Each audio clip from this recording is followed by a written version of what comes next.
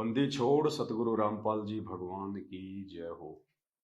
परम पिता परमात्मा, सारी सृष्टि के रचनहार, कुल मालिक, असंख्य ब्रह्मांडों के स्वामी, जगत गुरु, तीनों लोकों में प्रवेश करके सबका पालन पोषण करने वाले राजाधिराज, आत्माधार, नाथों के नाथ, देवों के देव महादेव, सर्वेश्वर महेश्वर, मृत्युंजय, अजरो अमर, आदि अनादि, सनातनी प्रभु, जगत पिता जगदीश्वर, 1008 की उपाधि के वास्तविक अधिकारी, अकाल मूर्त, शब्द स्वरूपी राम, वासुदेव, सर्वगतम ब्रह्म, परम पूज्य, प्रथम पूज्य, परम संत, परम धनी, परम दयालु, परम पुरुष, वासुदेव, सर्वगतम ब्रह्म, हारे का सहारा, जगत के जगन्नाथ, अल्लाह ताला, अल्लाहु अकबर, जगत के मुक्तिदाता, जगत का तारणहार, संत शिरोमणि सतगुरु रामपाल जी भगवान के चरण कमल में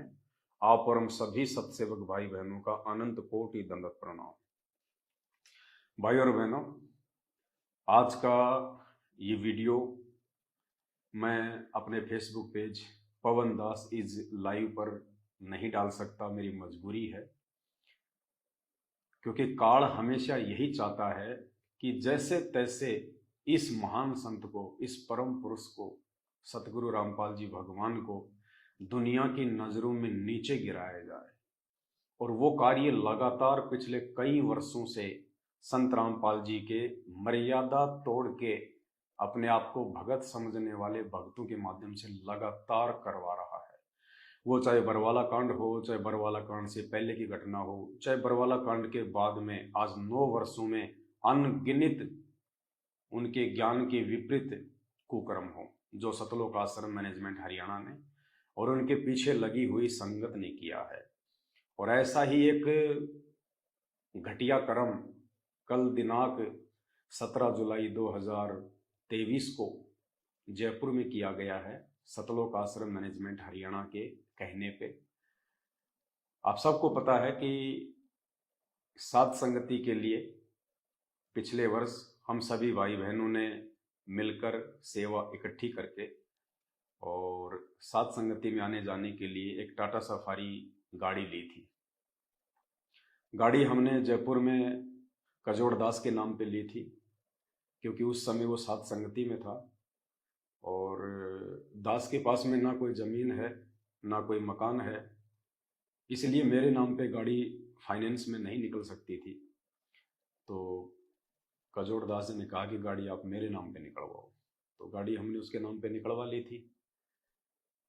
और उसके कुछ समय बाद में जब सेवाएं ज़्यादा बढ़ने लगी तो दास गाड़ी को लेके गुजरात, महाराष्ट्र, नागपुर, इधर साध संगति में लगातार निकल गया था।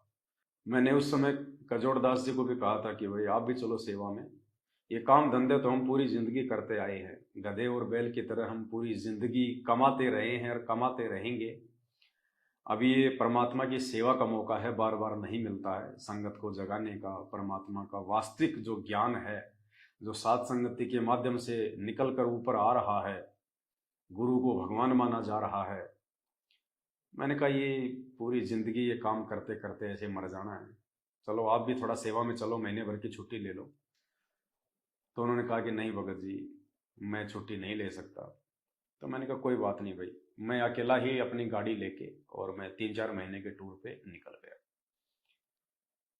उसी समय से कजोड़ दास जी के मन में ये दोष आ गया कि गाड़ी जो है पवन दास ले गया, जबकि गाड़ी तो हमने सेवा के लिए ली थी, हमें नहीं पता था इन बातों का। उसके मन में दोष पैदा हो गया और वो गाड़ी आज उस कसदौड़ दास के लिए काल बन गई। काल कैसे? साध संगति से हटने के बाद में फिर उसने तरह तरह के षड्यंत्र करने शुरू कर दिए, भक्तों को अपने पक्ष में करना शुरू कर दिया और लोगों को साध संगति से तोड़ने लगा, केवल मुझ पवन दास से ईर्ष्या रख के। और काफी लोगों को उसने भ्रमित भी किया। और फिर एक समय ऐसा है, आप सबको पता है, दास जब जेल गया था तो कजोड़दास जी भी, सारे लोग सैकड़ों की संख्या में वहीं चले गए जहां से परमात्मा ने उनको सत्संगति में भेजा था। उसी गधे की सवारी पे वो लोग वापस चले गए। सतलोक आश्रम मैनेजमेंट हरियाणा से जुड़ गए। सबने जा जा के अपना नाम शुद्ध करवा लिया और उसके बाद सात संगति से औरों को भी दूर करने का वो प्रयास करते रहे। उसके कुछ समय बाद में कजोड़दास जी का मेरे पास में फोन आता है और वो कहते हैं, भगत जी वो गाड़ी जो है आप अपने नाम करवा लो। मैंने कहा, भगत जी मुझे गाड़ी अपने नाम करवाने की जरूरत नहीं है। गाड़ी तो जब परमात्मा आएंगे तो गाड़ी तो परमात्मा को आश्रम में देनी है अपन ने। अपन क्या करेंगे गाड़ी का अपने नाम करवा के? और सात संगति के लिए हमने गाड़ी ली है तो गाड़ी सात संगति में चल रही है। लेकिन हमें नहीं पता था कि उसके मन में दोष आ चुका है। क्योंकि जो भगत होते हैं, जो परमात्मा पे आश्रित होते हैं, जिनकी मर्यादा सही होती है, वो दूसरों को भी वैसा ही देखते हैं जैसा अपने आप को समझते हैं। तो हम तो यही समझ रहे थे कि कोई बात नहीं, सात संगति से ही दूर हटा है, शायद इतना नीचे तो नहीं गिरेगा। लेकिन हमें क्या पता था काल बिल्कुल सिर पे बैठा हुआ है। बोला नहीं जी आप गाड़ी अपने नाम करवा लो, कल को गाड़ी कहीं टूट गई, कहीं एक्सीडेंट हो गया। तो दास ने कहा कि गाड़ी अगर एक्सीडेंट हो भी जाती है, गाड़ी से कोई नुकसान हो भी जाता है, तो आपने और मैंने दोनों ने मिलके ये एग्रीमेंट किया हुआ है। हम दोनों ने मिलके ये एग्रीमेंट किया हुआ है कि भाई आज के बाद में गाड़ी जो है कजोड़दास जी ने मुझ पवन दास को सुपुर्द कर दी है और मैंने इस कजोड़दास को गाड़ी के जो पैसे जो बकाया थे, जो किस्तें 10 लाख और कुछ हजार रुपए जो इस एग्रीमेंट में लिखे हुए हैं, तो सारे पैसे मैंने उसको एक मुश्त दे दिए। यानी 1 रुपया हमने गाड़ी का नहीं रखा। टोटल पैसा हमने 24 का 24 लाख रुपया कजोड़दास जी को दे दिया और हमने ये एग्रीमेंट जो है करवा लिया। हम दोनों के बीच में एग्रीमेंट हो गया। गाड़ी उन्होंने मेरे को सुपुर्द कर दी कि भाई ये गाड़ी सात संगति के लिए है और जैसे गाड़ी की किस्तें पूरी हो जाएंगी उस समय गाड़ी संत रामपाल जी को सौंप दी जाएगी उनके आश्रम में। तो मैंने कहा ठीक है भगत जी, कोई दिक्कत नहीं, हमने तो देनी है, परमात्मा की अमानत है, हमारी थोड़ी है, हम तो खाली सेवा में यूज ले रहे हैं। तो एग्रीमेंट मेरे पास में है, सारा सब कुछ था। गाड़ी के जितने भी ओरिजिनल जो कागज हैं, ये गाड़ी की ओरिजिनल आरसी है, ये भी मेरे पास में है। गाड़ी के और भी जितने भी ये कागज हैं सारे, इंश्योरेंस वगैरह, आरटीओ जो भी है, कंप्लीटली सब मेरे पास में। गाड़ी की चाबी मेरे पास में। तो पिछले कई दिनों से कजोड़दास जी मुझे जयपुर बुला रहे थे। मुझे नहीं पता कि ये सतलोक आश्रम मैनेजमेंट हरियाणा से मिल चुके हैं, इनके आपस में एक प्लानिंग हो चुकी है कि गाड़ी हमने लेनी है। उन्होंने कहा कि भगत जी आप आ जाओ, गाड़ी मैं आपके नाम करवा देता हूँ और मैंने किस्तें मैंने सारी भर दी हैं। तो झूठ वो मुझे बोलते रहे लगातार। अब मेरे मन में दोष नहीं था। दास ने कहा कि भगत जी अभी तो मैं आ नहीं सकता, महीने भर बाद में आऊंगा। तो महीने भर बाद में मैं उसके घर पे गया, आज से 2-3 महीने पहले। तो जैसे मैं उसके घर पे गया, मैंने फोन किया, भगत जी मैं आपके घर पे आया हूँ, आ जाओ, मिल लेंगे, बहुत बहुत दिन हो गए और भी बैठ के बातचीत हो जाएगी। तो उसने कहा कि मैं भी रास्ते में हूँ, मैं रोहतक से आ रहा हूँ, नामदान केंद्र पे गया था आश्रम में, वहां से आ रहा हूँ मैं। तो मैंने कहा कोई बात नहीं। मैं उनके घर पे, उनका बेटा था छोटे वाला, तो वहीं मैं बैठ गया, आराम किया मैंने घंटे 1.5 घंटे। तब तक वो आ गए, 4-5 भगत थे।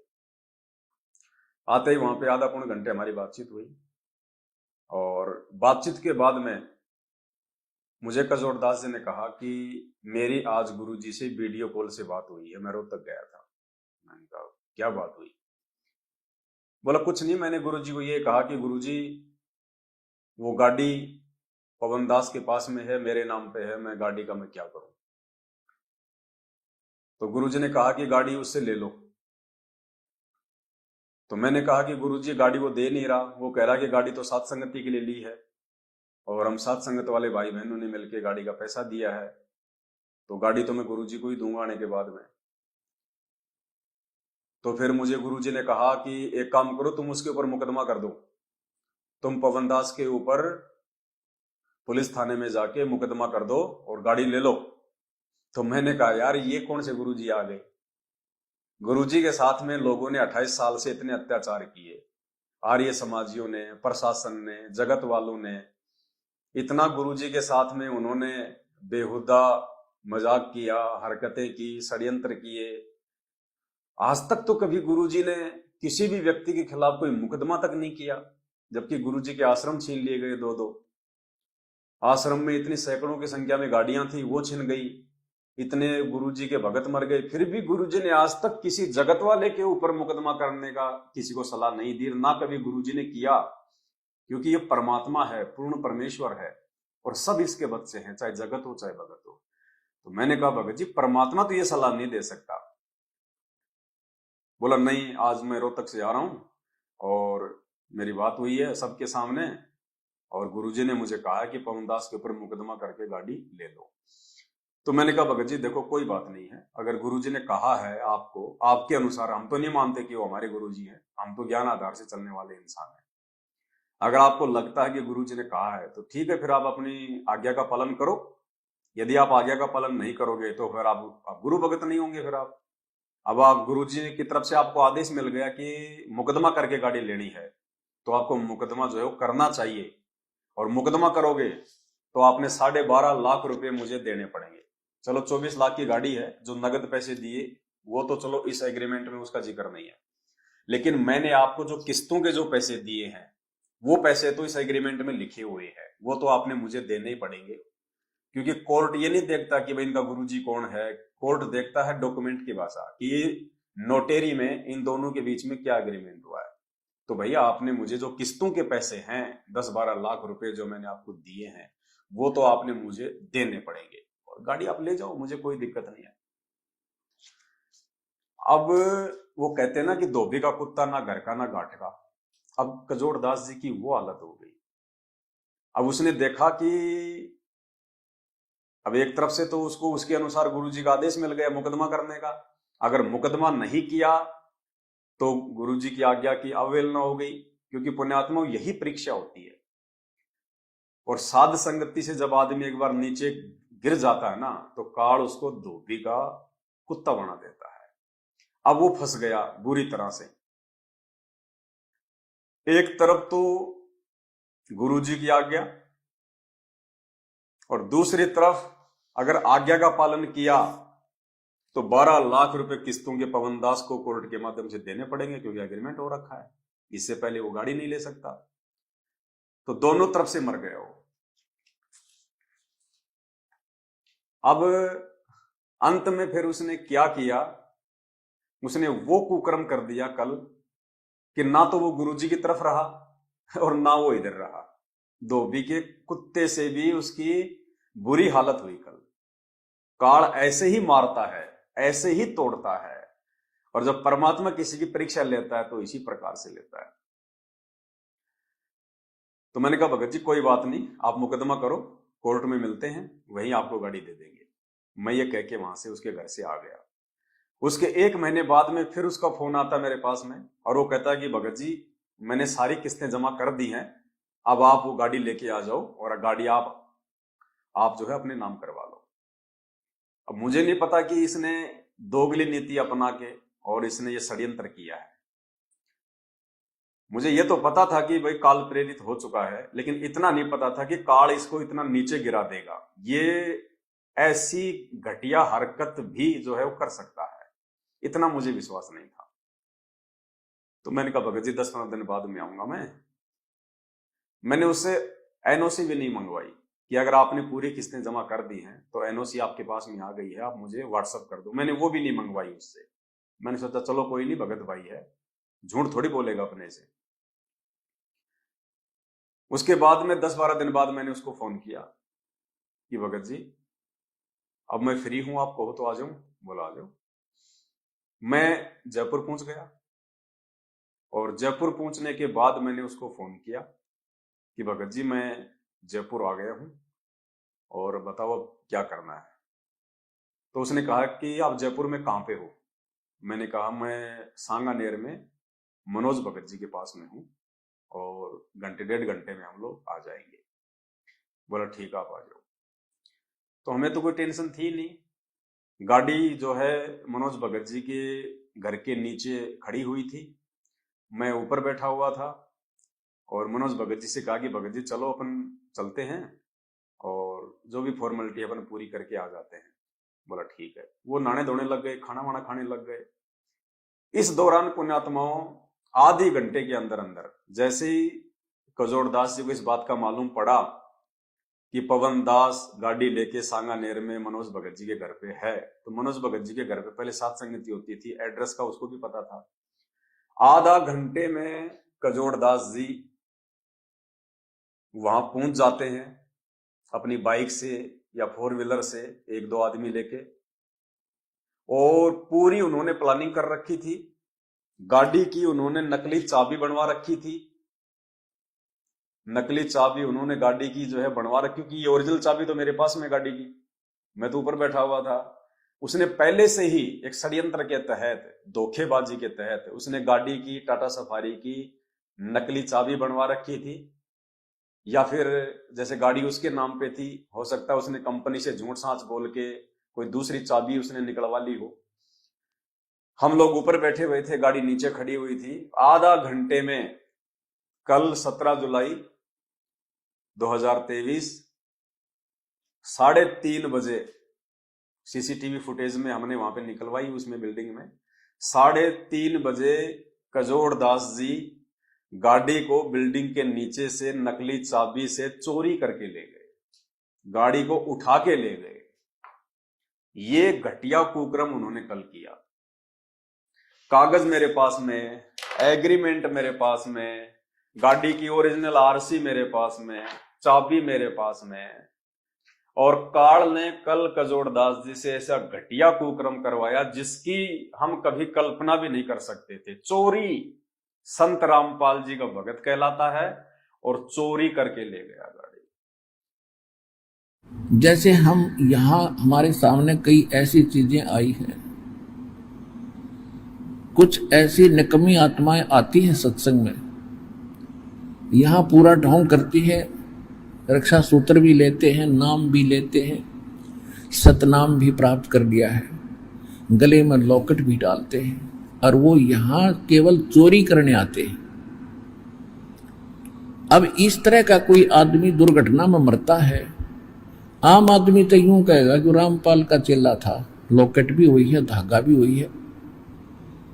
वो रामपाल का चेला नहीं था, वो तो काल का चेला था। अरे मांग लेता भाई, हम सात संगति वाले तुझे मना थोड़े ना करते। मांग लेता कि भाई मुझे गाड़ी दे दे, मुझे गाड़ी चाहिए। लेकिन जो घटिया कुक्रम काल ने उससे कल करवाया है, उन्हें आत्माओं ये नोट कर लेना, जब तक ये भक्ति मार्ग चलेगा 1000 साल तक, और यदि कहीं उस बंदे का नाम आएगा, वो कजोड़ चोर के नाम से ही जाना जाएगा, वो चोर के नाम से जाना जाएगा, चोर के नाम से पहचाना जाएगा, कजोड़ चोर। ऐसा घटिया कुक्रम कल उसने धोखे से संत रामपाल जी का भगत होने के बावजूद। पुण्यात्माओं, इसलिए दास हाथ जोड़ के विनती करता है, इस सात संगति रूपी हाथी से नीचे मत उतर जाना। 1 साल से मैं चिल्ला रहा था कि सात संगति से दूर हटे नहीं, काल ने अपने गोद में उसको लिया नहीं। इतना नीचे भी कोई व्यक्ति गिर सकता है संत रामपाल जी का भगत होके, इसकी कल्पना भी नहीं कर सकते थे हम। गाड़ी चाहिए थी, मांग लेता, कोई बड़ी बात नहीं, दे देते हम गाड़ी, कोई ज्यादा बड़ी बात नहीं थी। 10-12 क्विंटल लोहा ही तो था, और क्या था। उसकी नजर में वो गाड़ी थी, लेकिन हमारी नजरों में तो लोहे का टुकड़ा था। 10-12 क्विंटल, इससे ज्यादा नहीं था। उसने चोरी कर ली कल गाड़ी, उठा के ले गया गाड़ी। फिर हम गए उसके घर पे। जैसे ही हम उसके घर पे गए तो हमें पता था कि गाड़ी वो कहां पे लेके जा सकता है। तो सिक्कर रोड पे एक रूपदास जी हैं जिनकी नाई की दुकान है, उन्हीं के पास ज्यादा उनकी उठ बैठ है। तो वहां गए तो पता चला कि गाड़ी उसकी दुकान के आगे खड़ी थी। जल्दबाजी में उन्होंने कोई गाड़ी के तार वार जो है वो काट दिए कि कहीं जो है पवन दास को मालूम ना पड़ जाए, पवन दास जो है कंपनी में जाके गाड़ी की लोकेशन ना निकलवा ले। उन्होंने जल्दबाजी में गाड़ी के तार वार काट दिए। तार काटते ही गाड़ी का पूरा सिस्टम ऐसा था कि गाड़ी का इंजन लॉक हो जाता है। उसके बाद वहां पे दुकान वालों ने हमें बताया कि यहां से वो गाड़ी को जो है वो टोचन करके ले गए, सफारी गाड़ी को टोचन करके लेके गए। हम कजोड़दास जी के घर पे गए तो उनकी औरत ने हमारे को झूठ बोला कि वो फैक्ट्री गए। मैंने कहा बहन जी कम से कम झूठ तो मत बोलो, और चोरी करने की जरूरत क्या थी? गाड़ी चाहिए थी तुम्हारे को, अगर इतना मन में तुम्हारे अगर लालच आ गया था, लोभ आ गया था, एक 8-10 क्विंटल लोहे पे अगर तुमने जान देनी थी, अगर तुमने अपनी नीयत डिगानी थी, तो इससे अच्छा तो हमें बोल देते, हम गाड़ी ना दे देते आपको, कागज भी दे देते, गाड़ी भी दे देते आपको। आप लोग अब उसके फर्जी कागज बनवाओगे झूठ सांच बोल के कंपनी में कि वो कागज चोरी हो गए, कागज हमारे जो है कहीं वो गिर गए, 20 प्रकार की झूठ बोल के अब आप दोबारा से उसके कागज बनवाओगे। अब वैसे ले लेते, गाड़ी दे देते हम। बोले भगत जी मुझे नहीं पता, बोले कंपनी गए हो। मैं बोला बहन जी कहाँ कंपनी गए, क्यों झूठ बोल रही हो? फिर हम उसकी कंपनी में गए। कंपनी में गए तो मालूम पड़ा कि साहब उसने अर्जेंट उसने छुट्टी डाल रखी है आज की, और कंपनी वाले कह रहे थे कि हम भी हैरान हैं कि आज उसने अर्जेंट में कैसे ली उसने छुट्टी। तो मैंने फिर उनको सारी बातें वहां बताई कि ऐसे ऐसे गाड़ी चोरी करके ले आया। तो कंपनी वाले जो 20-25 वहां पे इकट्ठे हो गए, और सबके सब इंसान एक ही बात कह रहे थे कि भाई साहब ये आदमी भगत जरूर है, इसने आपके गुरुजी का नाम तो जरूर ले रखा है, लेकिन भक्ति वाला इसमें एक भी लक्षण नहीं है, और ये बिल्कुल चोर आदमी है। ये इसने मोबाइल तक इसने चोरी किए हैं यहां से। वो कंपनी वाले ही हमें वहां पे कहने लगे। तो मैंने कहा कोई नहीं भाई, देखो हम तो जो हकीकत है वो बोल रहे हैं, आपके मोबाइल उसने चोरी किए कि नहीं कहे कंपनी से हमें कोई लेना देना नहीं है इस बात से। एक तो ये कह रहा था कि मैंने 1100 रुपए की पेनल्टी दे के मैंने इसको छुड़वाया है, पता नहीं क्या उसने चोरी कर लिया था। मैंने कहा हमें इन बातों का पता नहीं, लेकिन हमारी गाड़ी वो चोरी करके लाया है, हम तो उस आधार से कह रहे हैं। तो सारी बातें हुई, फिर वहां से भी हम आ गए। और अब दास का कहने का मतलब ये है पुण्यात्माओं, बात ये नहीं है कि गाड़ी चोरी हो गई, कोई बड़ा मैटर नहीं है, कुछ भी नहीं है। मैं इसलिए नहीं लाइव आया कि गाड़ी ले गया कजोड़दास, कजोड़दास चाहे मुझे उठा के ले जाए कोई बड़ी बात नहीं, लेकिन जिस तरह से चोरी करके गाड़ी लेके गया है, उठा के गाड़ी लेके गया, धोखे से गाड़ी लेके गया है, ये संत रामपाल जी के भक्तों के लक्षण नहीं है। इसलिए दास हाथ जोड़ के विनती करता है, साध संगति रूपी हाथी से नीचे उतरने की जिंदगी में भूल के गलती मत कर देना, वरना काल फिर जब सिर पे बैठ जाएगा तो आदमी ये विचार ही नहीं कर पाएगा कि जो कुकर्म मैं करने जा रहा हूं आने वाले भविष्य में मेरे ऊपर क्या बीतेगी, क्या गुजरेगी। और ये व्यक्ति आने वाले समय में भक्ति इतिहास में चोर के नाम से ही जाना जाएगा, क्योंकि इतिहास लिखा जा रहा है।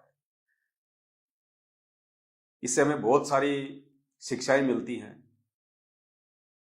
कि वर्तमान का समय ये परीक्षा का समय है। जब तक संत रामपाल जी जेल से बाहर नहीं आ जाते हैं, ये परीक्षा का समय है। खाली इस बात को लेके कि इसने संत रामपाल जी का नाम ले रखा है, इसके गले में लॉकेट है, हाथ में रक्षा सूत्र बांध रखा है, या कोई व्यक्ति अपने नाम के आगे दास लगाता है, खाली ये 3-4 निशानियां देख के किसी पे आंख बंद करके विश्वास मत कर देना। कल इस व्यक्ति ने हमारी गाड़ी चोरी करके, सत्सेवकों की गाड़ी चोरी करके जो घोर निंदनीय कुकर्म किया है, ये भक्तों के लिए एक शिक्षा है कि खाली संत रामपाल जी के भगत होने का नाम सुन के किसी पे विश्वास मत कर लेना। काल को पता है कि इस समय जगत वाले भाई बहनों को जगाने की सेवाएं चला रखी हैं। गाड़ी की हमें बहुत आवश्यकता पड़ती थी। काल नहीं चाहता कि ये साध संगतियां आगे बढ़े, क्योंकि साध संगति ही परमात्मा का असली मोक्ष मार्ग है। अगर सतलोक को कोई आत्मा जाएगी वो साध संगति से होकर गुजरेगी, दूसरा कोई तरीका धरती पे नहीं है। दास ये बातें आपको बहुत बार बोल चुका है। अगर आप एक नेक और अच्छे भगत बन सकते हो, एक मर्यादित भगत यदि आप बन सकते हो, आप साध संगति के माध्यम से बन सकते हो। हालांकि अगर हम चाहें तो उसने जिस तरह से उसने गाड़ी उठाई है और जो फुटेज हमारे पास में है, उस हिसाब से सीधा सीधा उसके ऊपर चोरी का मुकदमा बनता है। देखो, प्रशासन को इस बात से मतलब नहीं होता कि तुम्हारे गुरुजी कौन है, आश्रम क्या है, गाड़ी तुमने चोरी के पैसों से ली थी, संगत के पैसों से ली थी या अपनी जेब से लगाए थे। कोर्ट प्रशासन देखता है एग्रीमेंट, डॉक्यूमेंट, और यदि हम उसके ऊपर मुकदमा करें तो प्रशासन उसको एक ही बात कहेगा कि भैया ठीक है, गाड़ी तेरे नाम पे है, पैसे भी तूने दिए सारे, और ये पवन दास जो है ये तेरी गाड़ी उठा के ले आया और ये तुझे गाड़ी नहीं दे रहा था। तूने गाड़ी उठाई क्यों? क्या इस देश में कानून नहीं है? तो कानूनी तरीके से तू तेरी गाड़ी प्राप्त करता, तो थाने में आके मुकदमा करता, रिपोर्ट दर्ज करता कि साहब मेरे नाम पे गाड़ी है, मुझे दे नहीं रहा। तूने गाड़ी उठाई कैसे? ये कौन सा तरीका है? अगर तूने गाड़ी, मान लीजिए अगर तुझे मालूम हो गया कि गाड़ी वहां पे खड़ी है, तो तूने थाने में आके तूने जो है इंफॉर्मेशन देनी थी कि साहब मेरी गाड़ी वहां खड़ी है, तो हम तुझे तेरी गाड़ी दिलवाते। तो चोरी करके गाड़ी ले आया, धोखे से उठा के गाड़ी ले आया। क्या पता उस गाड़ी में अगले का क्या सामान था, क्या पता उस गाड़ी में अगले का जो है कितना जो है कीमती सामान था। अगर हम चाहें तो हम उस पर कोई भी मुकदमा लगा सकते हैं, क्योंकि बुरी तरह से वो फंसा हुआ है। गाड़ी उसने चोरी की है, उठाई है धोखे से, पीछे से। अगर हम ये कहें कि उस गाड़ी के अंदर हमारे 20 लाख रुपए रखे थे, तो भी वो 20 लाख रुपए का मुकदमा उस पर जायज है, लगेगा। क्यों? क्योंकि गाड़ी उसने पीठ पीछे उठाई है धोखे से, चोरी से, जबकि गाड़ी के कागज, गाड़ी की आरसी, गाड़ी की ओरिजिनल चाबी, सब कुछ हमारे पास में है। लेकिन हम उनकी तरह घटिया नहीं है, नीच नहीं। हालांकि गाड़ी में मेरा 14-15 हजार रुपए का सामान था, हम मार्केट से आ रहे थे, सेवा का सामान लाए थे, वो सामान भी ले गए। ये वीडियो रिकॉर्डिंग वाले कैमरे से संबंधित सामान था 15-20 हजार का, वो भी ले गए। हर प्रकार से वो आदमी, अगर हम मुकदमा करें, वो फंसे, उसके पास कोई चारा नहीं है सिवाय जेल जाने का, क्योंकि गाड़ी उसने चोरी करी है, गाड़ी उसने उठाई है। कानून की नजरों में वो दोषी है। दूसरी बात, गाड़ी मैंने उससे एग्रीमेंट करके ली थी, मैंने उसकी तरह कोई चोरी करके गाड़ी नहीं ली, धोखे से नहीं ली। हम दोनों के बीच में एग्रीमेंट हुआ है। ये देख लो एक बार, थोड़ा सा जूम करके दिखा दे। हम दोनों के बीच में, यदि बस ये दिखा दे ऊपर का, ये मेरा फोटो है, ये कजोड़दास का फोटो है। हम दोनों के बीच में एग्रीमेंट हुआ था, गाड़ी एग्रीमेंट करके ली गई है। और गाड़ी जिस दिन ली थी, उस दिन के बाद से गाड़ी की सारी जिम्मेदारी इस एग्रीमेंट में मेरे ऊपर है कि गाड़ी अगर कल को एक्सीडेंट हो जाती है, गाड़ी से अगर किसी की मौत हो जाती है, तो सारी जिम्मेदारी इस पवन दास की है। अब पुण्यात्माओं, कल वो गाड़ी चोरी करके ले गया, गाड़ी हमारी उठा के ले गया, अगर रास्ते में अगर कोई मर जाता, कोई एक्सीडेंट हो जाता, तो इसमें जिम्मेदारी किसकी है? मुझ पवन दास की। हर प्रकार से कानून की नजरों में ये दोषी है, यदि हम इसके ऊपर मुकदमा करें तो। लेकिन भाई और बहनों, ये परीक्षा उसकी भी थी और ये परीक्षा मुझ दास की भी है। हम परमात्मा के बच्चे हैं, हम साध संगति से जुड़े हुए हैं, और हमें परमात्मा ने एक ही पाठ पढ़ाया है कि जो तोकू काटा बोवे ताको बोतू फूल, तोए फूल के फूल है वाको है त्रिशूल। कबीरा आप ठगाइए और न ठगिए कोई, आप ठगाए सुख होत है और ठगे दुख होय। इसने तो अपने माथे पे कलंक लगवा लिया चोर का। ये तो भक्ति इतिहास में चोर के नाम से ही जाना जाएगा। जब भी ये कहीं किसी को दिखेगा, मिलेगा, इसका जिक्र होगा, इसके नाम के आगे तो चोर ही लगेगा, इसमें कोई संशय नहीं। इसने कुकर्म ही ऐसा किया है नाम लेने के बाद। लेकिन हम परमात्मा की मर्यादा नहीं तोड़ेंगे। अरे ये तो 24 लाख की गाड़ी है, अगर तू 24 करोड़ रुपए भी अगर तू चोरी करके लेके जाता, क्योंकि तुझे ज्ञान तो है ही नहीं, ज्ञान होता तो ये चोरी करता ही नहीं, ऐसा घटिया कर्म तो करेगा नहीं। बताओ, क्या संत रामपाल जी आदेश देंगे कि तुम गाड़ी को जो है तुम चोरी करके ले आओ, तुम गाड़ी को उठा के लेके आओ? वो सारे जगत का मालिक है, जिसके आदि बाल के बराबर पूरी सृष्टि नहीं है। वो एक 24 लाख की छोटी सी गाड़ी जो आजकल हिमाचल और उत्तराखंड में बाढ़ में माचिस की डिब्बियों की तरह नदियों में बह रही हैं, जिनकी कोई कीमत नहीं है, उस गाड़ी को चोरी करके इसने अपने माथे पे भक्ति इतिहास में एक कलंक लगवा लिया। काल ऐसे नीचे गिराता है, एक बार जब आप उस काल की पकड़ में आ जाते हो ना, फिर ऐसे वो बंदर बना देता है मदारी का। तो इस भाई को ये चोर का जो है तमगा लगवा दिया। पुण्यात्मा ऐसे काल नीचे गिराता सात संगति से हटते ही। हम अपने गुरुजी की शिक्षाओं पे चलेंगे, हम अपने गुरुजी की मर्यादाओं पे चलेंगे, चाहे हमारे साथ में कोई कितना ही अन्याय करो, कितना ही अत्याचार करो। सैकड़ों गाड़ियां हैं सतलोक आश्रम मैनेजमेंट हरियाणा के पास में, लेकिन हमारी एक गाड़ी भी उनको रास नहीं आई। साध संगति में केवल एक गाड़ी थी परमात्मा की सच्ची सेवा में, वो गाड़ी भी उनको जो है आंखों नहीं सुहाई।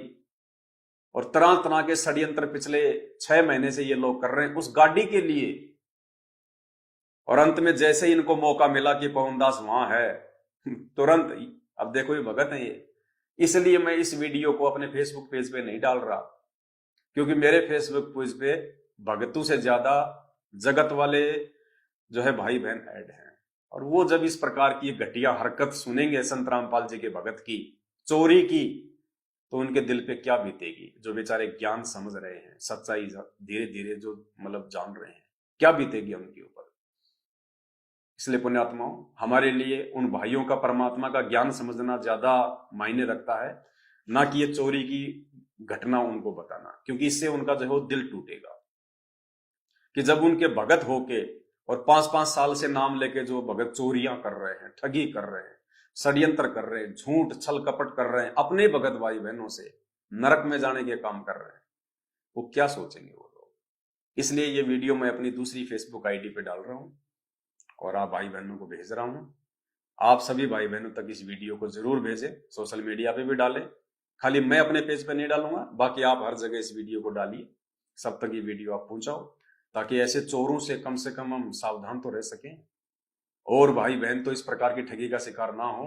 ऐसा व्यक्ति तो कुछ भी उठा सकता है। कल को आपके घर पे आ गया, आपके घर से कोई भी कीमती वस्तु उठा सकता है। जो आदमी गाड़ी चोरी कर सकता है धोखे से, भगत होके, उस पर कैसे विश्वास किया जा सकता है। वो तो घर पे माँ बहनों के साथ में छेड़खानी कर सकता है, कोई भी कुकर्म कर सकता है वो, क्योंकि अब वो भगत नहीं है। वो दुनिया की नजरों में भले संत रामपाल जी का भगत है, लेकिन जिस दिन से जो आदमी साध संगति से हट जाता है, उसी दिन से वो काल का भगत बन जाता है। काल फिर उससे वो करवाता है जैसा वो चाहता है। ये कॉमन सेंस की बात है। जो घटना इसने कल की, चोरी की, ये कोई नहीं कर सकता। ये तो जगत वाले भी नहीं करेंगे। अगर ऐसे आपस में कोई एग्रीमेंट हो रखा हो तो वो भी बैठ के बात करेंगे, कानून के थ्रू बात करेंगे। वो इस प्रकार से घटिया हरकत नहीं करेंगे। ये चोरी की गाड़ी उठा लाए, बताओ, नकली चाबी बनवा के, और अब झूठ साच बोल के जो है नकली कागज बनवाएगा। क्योंकि अगर वो कानूनी तरीके से गाड़ी लेता तो उसको इस एग्रीमेंट के तहत 12 लाख रुपए देने पड़ते। मुझे 12 लाख रुपए जो मैंने उसको जो है किस्तों के दिए थे नगद इस एग्रीमेंट में, और गाड़ी मैंने ली थी।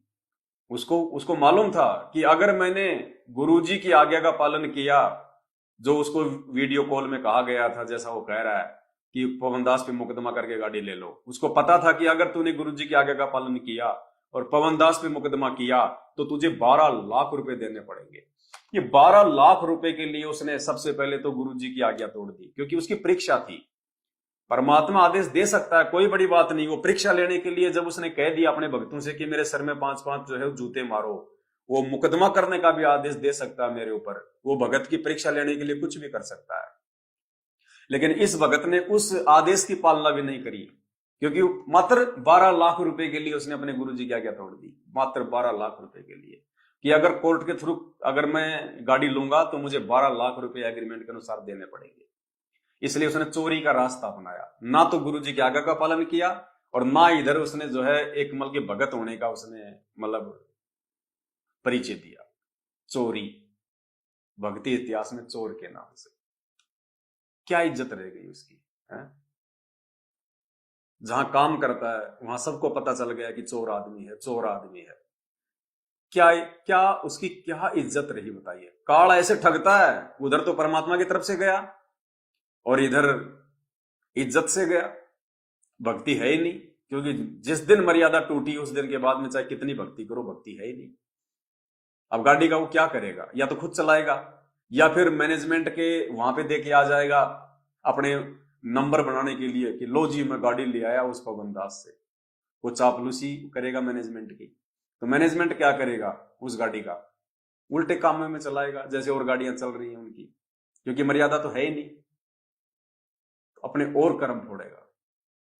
इसलिए जिन जिन मेरे सत्सेवक भगत भाई बहनों ने उस गाड़ी के लिए अपना सहयोग किया था, उनसे मैं एक बार प्रार्थना करना चाहूंगा कि वो भार हमारे ऊपर ना रहे।